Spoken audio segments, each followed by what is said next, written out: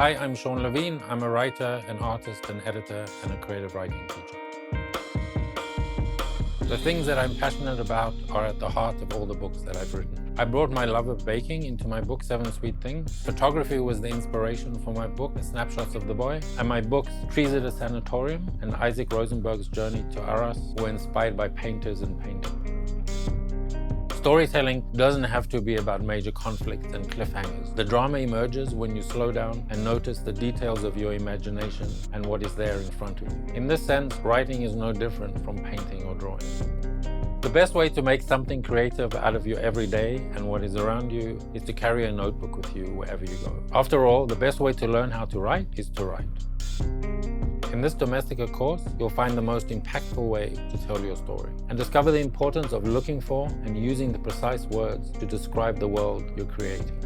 As a final project, I'll write a piece about my passion for running. Along with me, I'd invite you to write a piece about something that you love doing. To do this, I'll start by showing you some of the materials that I use in order to write.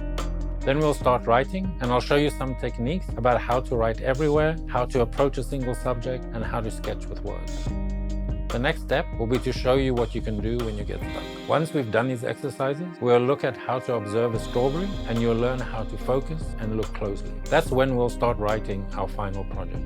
You'll write about something that you're passionate about. Then we'll work on the history of our feet. We'll look at one way to capture a broad subject and how you can brainstorm through writing. At this point, we'll answer the question, what's more important, the facts or the story?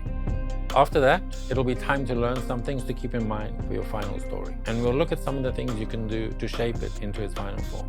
The next thing we'll do is type up everything we've written onto the computer and start editing and rewriting. And then I'll show you some ways you can share your work with the world, start building an audience, and find out what resonates with other people.